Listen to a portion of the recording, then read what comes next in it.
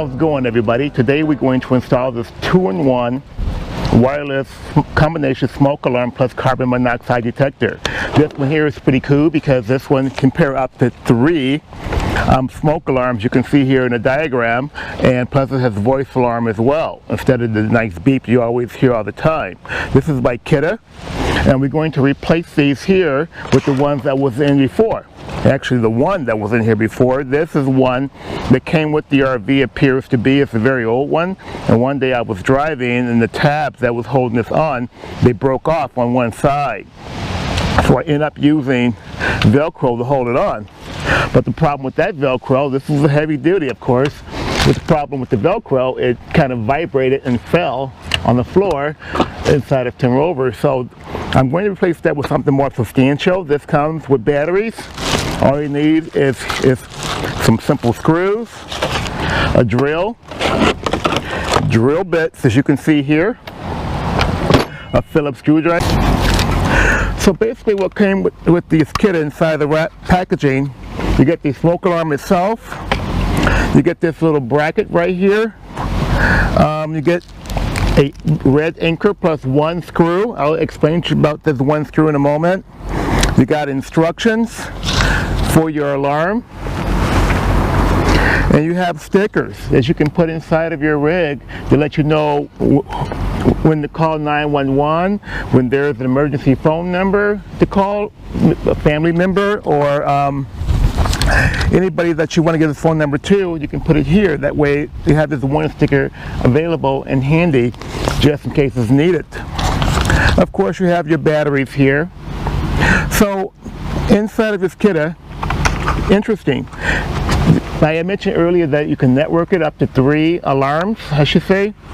If you see inside of here, they have what's called dip switches.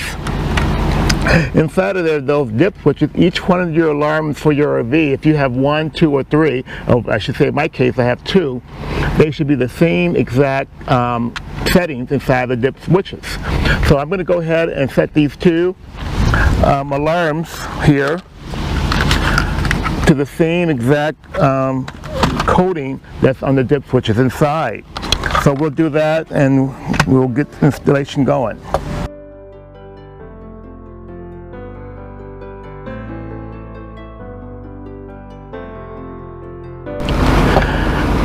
So I went ahead and coded the dip switches you can see inside. They match each other because you want to make sure before you install the batteries that the dip switches are exactly alike, because it's going to read each one of these alarms once the power is turned on with the batteries installed. So the dip switches are exactly alike. I'm going to go ahead and install the batteries. I'll put this in the right way, positive, negative.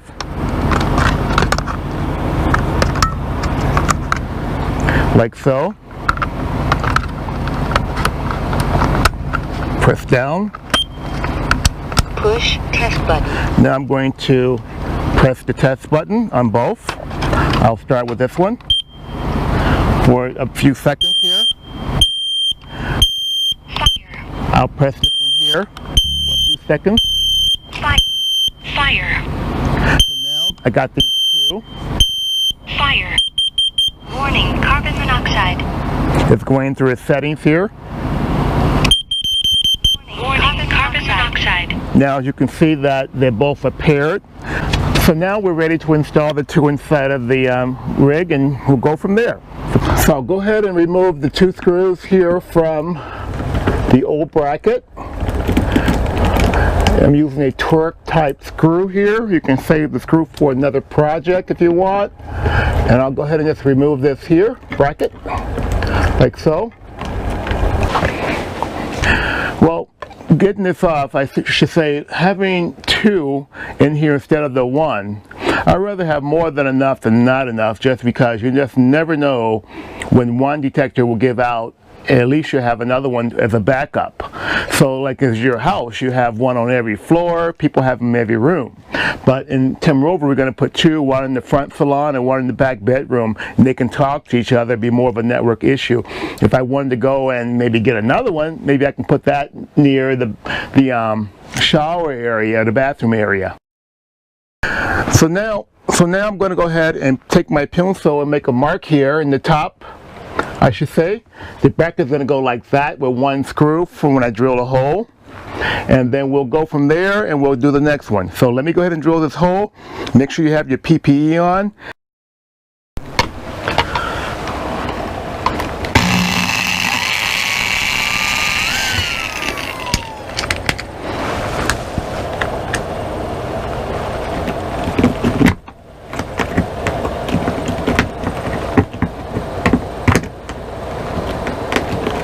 So now I got my anchor in. I'll go ahead and put the Kidde smoke alarm in. I'm going to line up the two little connectors right here on each end, like so. Just going to flush those in and give it a little slight turn, like so. You don't want to turn it too much, like that. And that's all she wrote. So now I'm going to take my other Kidde smoke detector, smoke alarm I should say, with carbon monoxide built in. We're going to put it here in the back bedroom section. So I'll show you guys this installation real quick. Shouldn't take no more than a minute or two. So I'm going to make a small pencil mark here. Not going to have it in a specific area, but as long as it's inside the bedroom area. And then I'll just go ahead and just put it.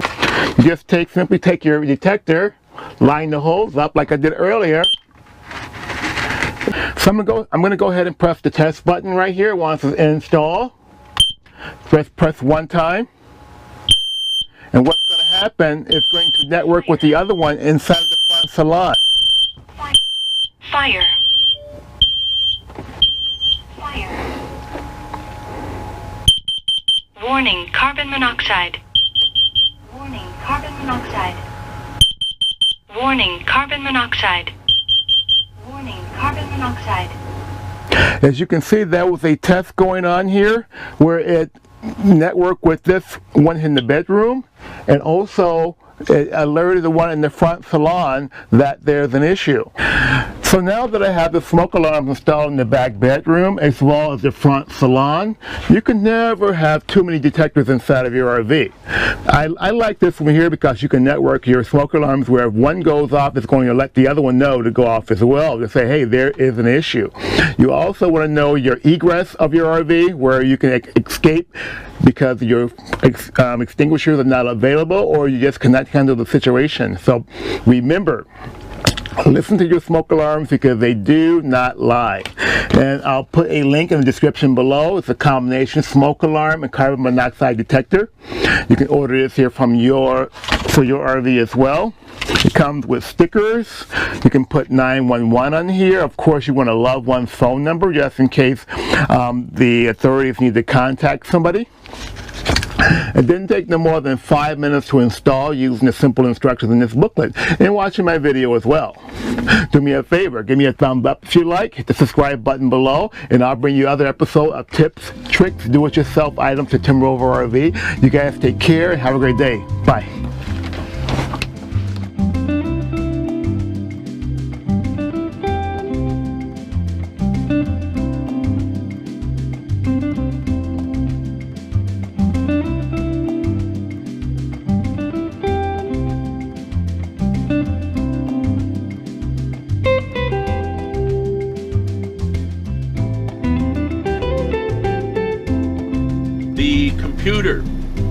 The computer is still dead. The Lenovo that I had is still dead.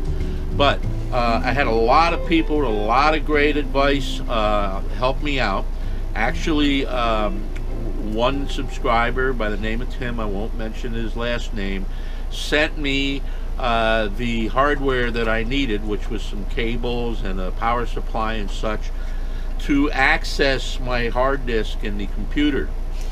I took the computer apart, not a very easy project, by the way. Followed the directions, and Tim and I got together on the phone, and he actually walked me through the procedure. So I salvaged all my videos and clips and everything else. Everything is fine there. I was able to salvage a lot of things that I thought I had lost forever. So that worked out really well. Big thanks to Tim and John and George all of you guys that texted me and emailed me and such. Big thanks to you guys.